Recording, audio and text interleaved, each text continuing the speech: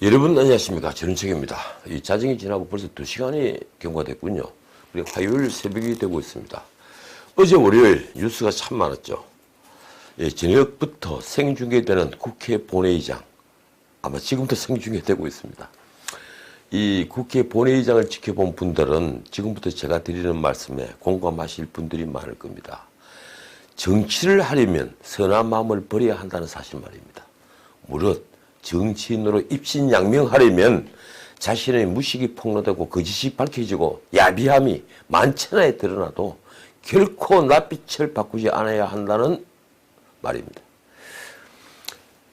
어제 국회 이 본회의장을 지켜본 분들은 아마 제 말에 공감할 겁니다.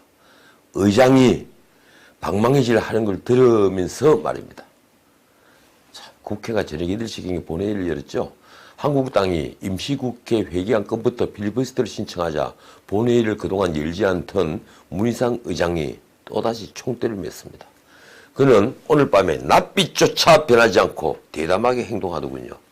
문 의장은 민주당의 뜻대로 임시국회 회기 결정 안건부터 밀어붙였습니다. 회기 결정 안건에 필리버스터를 인정하지 않은 거죠. 제가 묘수라고 했던 한국당의 회기 안건에 필리버스터 신청한 것은 헛것이 되어버렸습니다. 그래서 임시국회가 25일까지로 결정됐죠. 뭐 헌법재판소 가본들은 무슨 소용이 있겠습니까? 그런데 한국당은 그 뒤에 또 허를 찔렸습니다. 예산 부수 법안을 처리하는 중에 문희상 의장은 의사 일정 변경 안건을 상정했고 통과시켰습니다. 그리고 선거법 개정안을 전격적으로 상정했죠. 이른바 4-1 협의체가 합의한 지역구 253석, 비례대표 43석, 그중에서 30석을 연동률 50%로 한다는 선거법 수정안이죠. 졸지에 선거법이 상정되자 한국당은 허겁지겁 필리버스터에 돌입했습니다. 첫 주자는 주호영 의원이었는데 지금도 계속하고 있죠. 상당히 당황하더군요. 그동안 묘수라고 여기던 한국당의 필리버스터 전략은 모두 헛사가 되어버렸습니다. 선거법 전에 처리해야 할 안건에 무더기 필리버스터를 신청하면 선거법 상정을 막을 수 있다는 그 묘수 말입니다. 다시 이제 민주당도 3.4.1 쪼개기 임시국회라는 묘수를 들고 나왔죠. 그러니까 이번엔 그 임시국회 회기 결정 안건에 또 필리버스터를 신청하는 묘수를 냈습니다. 그런데 제가 묘수라고 여겼던 그 묘수마저도 이제 헛것이 된 겁니다. 국회법을 봐도 그리고 그런 전례도 있으니까 민주당이 꼼짝 못하는 묘수였는데 말입니다. 그게 문희상 의장에게는 통하지 않았던 것 같습니다.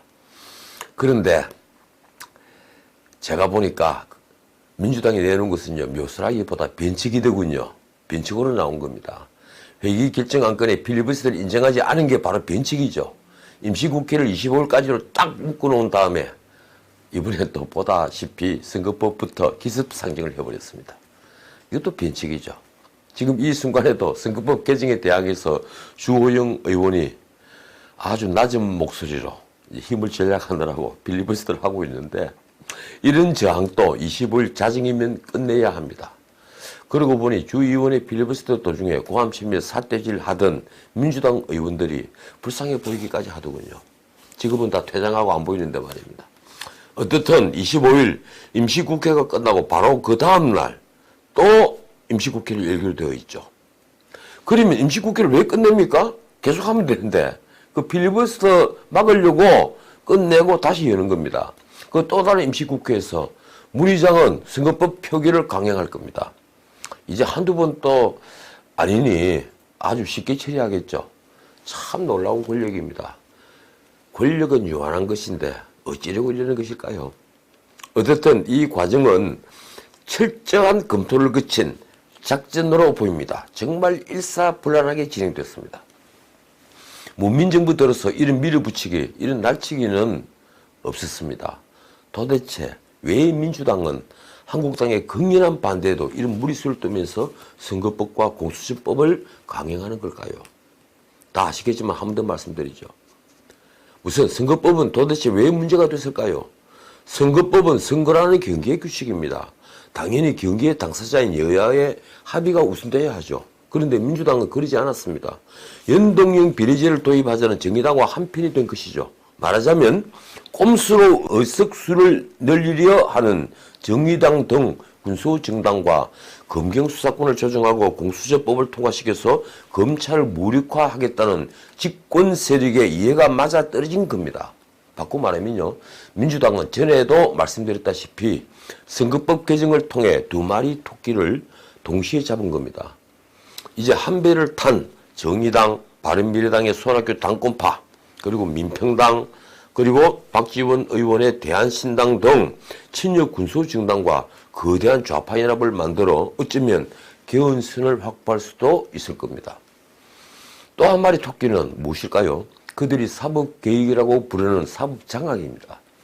공수처가 만들어지면 판검사는 이제 손아귀에 들죠. 그리고 고위직에 대한 수사권을 장악할 테니 권력은 이제 뒷날을 걱정할 일이 없어집니다. 자, 그러면 문제 4-1 합의문을 한번 볼까요? 제가 조금 줄였습니다. 우리는 연동형 비례대표제 일부 도입에 큰 의미를 부여하고 향후 비례성과 대표성을 더 강화하기 위해 노력한다. 차라리 우리는 이제 사회주의로 가는 길을 열었다, 이렇게 정직하게 표현하면 어땠을까요? 그게 낫겠죠? 공수처법 합의는 이렇게 표현했습니다. 검찰의 비대한 권력을 분산하고 권력기관 간의 견제와 균형을 실현하며 민주적 통제를 향한 사법개혁의 첫발을 뗀 것으로 평가한다. 이건 정직하게 표현하자면 이렇게 해야죠. 이제 사법개혁의 명분 아래 뻣뻣한 검찰을 순화시키는 첫발을 뗐다. 이게 정직하죠. 그러고 보니 이 합의문 제일 끝에 있는 말 이렇습니다. 앞으로도 검찰의 독립성, 경찰의 개혁을 위해서도 지속적으로 노력한다. 이 말을 쓴 걸 보니 양심은 있더군요. 진정한 검찰 개혁이 뭔지, 지금 경찰에 필요한 게 뭔지 양심은 있어서 부끄러운 줄은 안다. 제가 보니까 그렇습니다. 그렇게 부끄러운 짓을 왜 합니까? 어떻든 심판은 국민이 합니다. 오늘 그 합의문이라는 걸 들고 서 있는 낯익은 정치인들 4명의 사진은 절대 우리 국민들에게 잊히지 않는다는 걸 내부는 명심해야 할 겁니다. 자, 이제 한중 정상회담 얘기를 하죠. 오늘 베이징까지 가서 문 대통령은 시진핑을 만났지만 솔직히 소득은 없었습니다. 언론 표현이 이렇습니다. 문 대통령은 중국몽 1대1로 구상을 비롯해 맹자의 말을 인용하는 등 시주석과 코드를 맞추는 데 주력했다. 그런데 그게 코드 맞추기입니까? 듣기 좋은 말로 코드 맞추기지. 솔직히 말하면 거의 아부성 발언이더군요. 어제 일요일 하루 종일 정상회담 준비를 했다던데 인용한 맹자의 말이 이것입니다. 맹자는 천시는 지리만 못하고 지리는 인화만 못하다. 맹자에 있죠. 그러니까 한국과 중국은 천시와 지리는 갖췄으나 인화가 좀 부족한데 인화만 더 하자, 이런 얘기입니다. 설마 A4 용지에 적어간 것은 아니겠죠. 그런데 시진핑은요, 한반도 문제는 단 한마디도 하지 않았다고 하는군요. 문 대통령만 한반도 문제를 말씀을 하고 시진핑은 얘기하지 않았답니다. 시진핑은 대신에 이런 말을 했습니다. 다자주의와 자유무의 체제를 수호하는 등 여러 방면에서 넓은 공감대가 있다. 이건 뭡니까?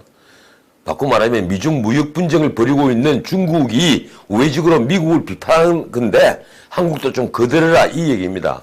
그러니까 지난번에 G20 때 만났을 때 시진핑이 말했던 이 김정은의 비핵화 의지, 변함이 없다, 이런 말은 이번엔 하지 않았습니다. 이제 그마저도 하지 않는 건 대북 문제에 있어서 문재인 대통령 보고 중국도 좀 빠지라, 이런 얘기인 것 같습니다. 그는 예상한 대로 문 대통령 앞에서 철저히 김정은의 뒷배로 행동한 겁니다. 회담 뒤의 발표를 보면 문 대통령은 시진핑과 오히려 중국이 러시아와 함께 유엔 안보리에 제출했던 대북 제재 완화 결의안을 논의했다 하는군요. 시진핑은 사드 문제를 다시 거론하며 타당하게 해결되길 바란다, 이렇게 말을 했고, 그 압박이죠. 문 대통령은 우리 정부가 가지고 있는 입장은 변화가 없다, 이렇게 말했다고 합니다. 아마도요, 이 결과를 듣고 트럼프는 또 한 번 배신감을 느꼈을 겁니다. 그가 아베 신조나 시진핑과 전화하면서 이틀 전에 전화했죠. 왜 청와대에는 전화를 걸지 않았는지 이제 알만합니다. 그러면서도 어제 제가 예상한 대로 한한령 해제 같은 문제는 언급조차 되지 않았군요. 참 기가 막힙니다. 그런데 청와대 발표는 좀 다르더군요. 베이징 회담 뒤에 승도로 한중일 회담을 하러 가는 전용기 안에서 고민정 대변인은 회담 결과를 이렇게 말했습니다. 문 대통령과 시진핑 주석은 한중 정상회담에서 대화를 통한 북핵 문제 해결의 뜻을 모았다. 글쎄, 시진핑이 북핵 문제 해결에 어떤 말을 했는지는 코멘트 되지 않았습니다. 저도 더 이상 코멘트하고 싶지 않습니다. 이런 회담을 하려고 왜 그렇게 목을 맨 걸까? 그게 궁금해질 뿐입니다. 내일 한일 정상회담은 또 어떤 결과를 보여줄까요? 뭐 기다려보죠. 오늘 검찰이 조국 전 민정수석에 대해 구속영장을 청구했습니다. 온 국민이 기다리고 기다리던 구속영장 청구입니다. 서울 동부지검인데 유재수 전 부산부시장, 부산시 경제부시장 감찰 무마 의혹입니다. 그 혐의죠. 조국은 지난해 말 국회 운영위에서 유재수의 비위 첩보가 근거가 약하다고 봤다. 이렇게 진술했죠. 그런데 그게 아니었습니다. 박영실 반부패 비서관은 조국이 주변에서 전화가 너무 많이 온다고 말하면서 감찰 중단을 지시했다. 이렇게 검찰에서 진술했습니다. 박영철 비서관 말이 맞겠죠. 물론 조국은 자신이 임의로 결정한 게 아니라 백운우, 박영철 세 사람의 회의에서 결정했다고 변명했다는군요. 그건 말이 안 되죠. 백운우는 조국이 묻길래 자신의 의견을 말했을 뿐이라고 또 진술합니다. 무엇보다도 결정권자는 어디까지나 민정수석이었던 조국이 아닙니까? 영장심사는 26일이라 하더군요. 그날 또 어떤 결과가 나올까요? 그동안 정경심을 구속한 서울중앙지검이 조국의 신병 처리를 어떻게 할 것인가 두고 여러 논란이 있었습니다. 언론에도 가끔 가다가 그 문제가 등장을 했죠. 그도 그럴 것이 그는 정경심이 실제 관장한 사모펀드에 직접 돈을 송금했죠. 청와대 앞에서 그 단말기를 통해서 말입니다. 딸과 아들의 황제 스펙 중 하나인 서울대 인구법센터 인턴십 증명서는 그가 관여하지 않고는 만들 수가 없는 겁니다. 그 가짜 인턴십 증명서는 서로 품앗이한 당국대 장모 교수 아들과 심지어 거의 대학 동기 변호사 아들 것도 있습니다. 게다가 그는 정경심과 함께 동양대 최승혜 교수에게 전화를 걸고 압수수색을 하는 검사에게 전화를 하는 등 증거를 인멸하고 사법방해를 한 혐의도 있습니다. 물론 우리의 사법방해 죄는 없습니다만 말입니다. 업무방해는 되겠죠. 한마디로 혼자 거루관치 하면서 뒤로는 온갖 추잡한 짓을 다한 파렴치한 짝태입니다. 그런데도 서울중앙지검은 조국의 처 정경심 구속 이후에 민심이 좀 잠잠해지자 조국에 대한 사법 처리를 계속 뭉개고 있었습니다. 역풍을 염려했을까요? 아니면 수사할 게 더 많았을까요? 아니면 유재수 사건이나 김기현 하명 수사 의혹 사건 같은 큰 사건이 연이어 터지니 미룬 것일까요? 재미있는 것은 민주당의 반응입니다. 홍익표 대변인의 말이 이렇습니다. 통제받지 않는 무소불위의 권력으로 수사가 아닌 정치를 하고 검찰의 밑보인 개인을 파괴하겠다는 사실상의 보복적 행태, 개탄을 금할 수 없다. 조국 전 장관에게 망신을 주고 인신을 구속하겠다는 목적을 가지고 증거인멸이나 도주 우려가 없는 피의자에게 사전 구속영장을 청구하는 오기를 보였다.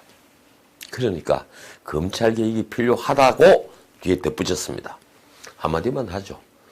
조국은 자신의 범죄에 묵비권을 행사한 사람입니다. 그리고 증거인멸을 하려고 든 사람입니다. 처인 정경심과 최승혜 동양대 총장에게 전화를 걸어서 두 분이나 전화를 해서 압박을 한 것 아닙니까? 그런 자를 두고 증거인멸이나 도주 우려가 없다고 하면 말이 된다고 생각합니까? 그런데 검찰은 문정부 행동대장인 백운우 전 민정비서관은 영장을 청구하지 않았더군요. 언론을 보니 주범이 아니라고 보았다 합니다. 오늘 언론에 문 대통령이 20대 총선에서 백운우를 평가한 말이 있습니다. 앞으로 인구에 좀 회자될 것 같습니다. 노무현의 동지고 저 문재인과도 아주 오랜 동지입니다. 자, 오늘은 여기까지입니다. 연말이 몹시 스산합니다. 하지만 봄은 오겠죠. 지금까지 전우책이었습니다.